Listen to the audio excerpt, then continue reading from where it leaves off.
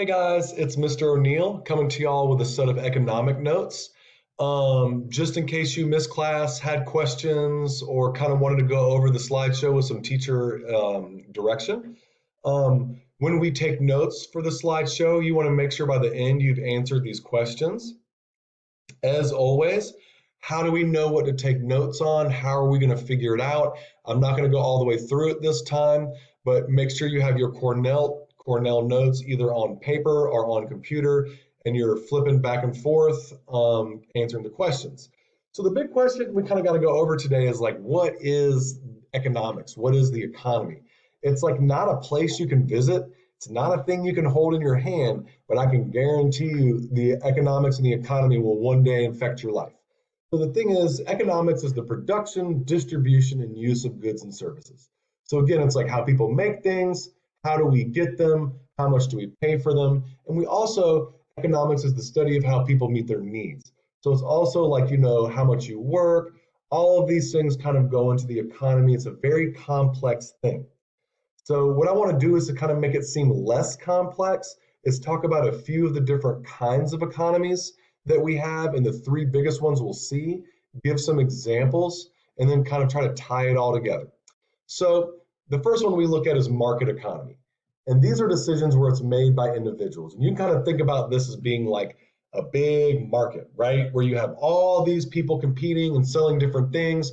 And you can see like a row in your mind, like picture in your mind, like a row of apple stands. And you go to the first apple stand and like the guy is like rude to you.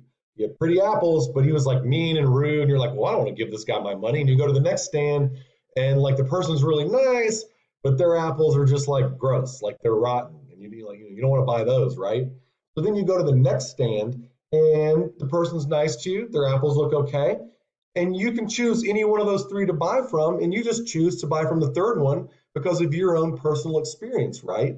Is it that simple? No, but that's just one kind of explanation to give you. So it's this idea that things based on trade and competition kind of spark ingenuity and spark, competition, and that's how we have things at like a reasonable price. It's very complex. It's like a Rubik's Cube. Once you think you have one side figured out, there's other ones that kind of present a problem. But some government regulation, right? You can't like open an alcohol store or like a gun store across the street from a school, or I can't like open a toxic waste facility in your neighborhood, right? Like the government wants to look out in the interest of the people. And then, they tax people to help pay for those things. Some examples would be the United States of America, Great Britain, Canada, France, and Japan. They all have market economies. Now, the next one we can talk about is a command economy. The reason we do this one is because it's kind of like the opposite. So think about that market again, but pretend there's not three stalls, there's one, and it's run by the government, and that's it. So if the apples are good, if they're bad, or if they're most delicious apples you've ever seen in your life, that's what you get because that's what they have. Another example would be like cereal. Think about this, like in the cereal aisle, right? You have all of those dozens of choices to choose from, and you eventually pick your cereal based on your needs. Well, in a command economy, when you go to that grocery store, there might only be three government choices. It's what the government has to give you, right? There's ups and downs to this. Those would kind of be my opinions. You know what I mean? So again, sometimes another word for command economy is communism. Sometimes there isn't an incentive to work harder that dictates the lives of individual workers and manages all elements of production. These are kind of extreme examples. China, Cuba, Vietnam, North Korea are all command economies, but they also have communist governments. So that's something that kind of goes with it. These are extreme examples. There's other examples of command economies that we look out throughout history. So when we think about this, don't think about today. Think about tens of thousands of years ago, like in the Stone Age. What kind of economy did they have? Mansa Musa, during the Greek civilizations, during African expansion, like what type of economies did they have and what was it based on? One of the third ones we'll look at, and this is one that I kind of want to talk about, and they kind of get like a bad rap. It's like traditional economies, like, look, usually found in third world countries. Traditional economies are usually poor. The people concentrate on survival, not making money. So you think about this being in kind of like smaller countries that like deal, primarily in like agriculture, but these are some of the countries and some of the cultures that have the most rich traditions, and they just have these, I don't know, it's interesting to me, and I don't want to minimize how interesting some of these traditional economies can be, but really they kind of deal with trading, right? So think about that same market. With traditional economies, when you go to get those apples, you might not trade money, but you might trade a skill that you have. I can weave baskets, or I can build a house. So instead of paying for those apples, I might trade you a service or a skill that I have or another product that I made. Now we're going to kind of jump to an economic theory or an economic principle that impacts market, command, and traditional economies. So I kind of want to think about this. You need to watch this video on your own because it explains it way more eloquently than I ever could. But we use supply and demand to determine how much goods will cost. And you can look at this like shoes, all right? So like you can look at like shoes that come out that are like, like Nike Air Force Ones, right? Are, a very popular, expensive shoe. They're limited production, they're high quality material, and they come out rare, right? So they're a rarity. So that means that you can charge more money because there's less of them. Now, I'm not knocking like Walmart or rack room shoes because that's what I wear, but you can get those every day. They're made out of less expensive materials. I don't want to say cheaper, just less expensive. And then they're less expensive when you pay for them because of that reason. So that's kind of supply and demand. Another example is like, look, why are diamonds expensive? Because we as a society put a value on them, right? It's just a rock, it comes out of the ground. But we as a society, we as a culture say, look, diamonds are rare, they're expensive.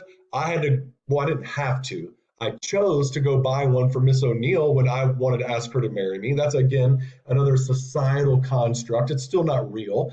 But diamonds are expensive because we place a value on them.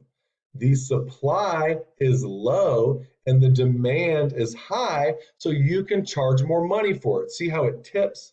And again, we'll talk about more. There's a class. This video does a really good job of explaining it, so please make sure you watch that. So kind of connecting the dots. All of these cultures, when you think historically, the economy seems like this weird, ambiguous thing, but you kind of have to think about this in your mind, and you kind of have to start getting this picture of like a market and people trading. And imagine people from all over, all these different cultures, all these different civilizations coming together at these crossroads to kind of trade. So when people traded, like think about this. It's like, would you want to eat the same food, wear the same clothes, listen to the same music? No. People wanted to go and meet other cultures and trade and learn things. And like the $5 like word for that is called cultural diffusion. We will talk about this all year, and it's the spread of cultural characteristics.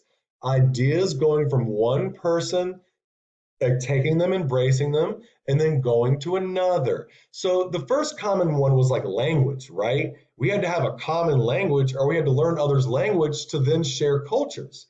And then there's this kind of idea that like, look, once we start sharing cultures, we start, living together, we start liking each other, our cultures start blending, and then cultures change over time. But cultural diffusion is like things like food, music, clothing, ideas, and technology moving over space and time. So look, this is the end of the slideshow.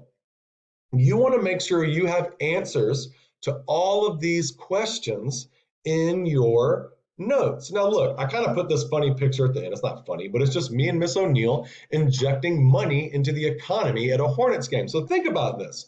When we went to the Hornets game, before we even got there, we paid for parking, right? That money is going to someone. That's a job. Then when we came out, we went and bought a t-shirt on the way in, right? So then again, we're giving money back to the city, paying for employees. We go into the place, we go to the Hornets club and we have dinner and some food where we spend money. Then we go to the game. Again, it's not like we just bought tickets, right? We injected money into the economy the whole time. It's happening all over the place. So again, make sure that you can kind of tie all of this together and let Mr. O'Neill if you have questions. Take care.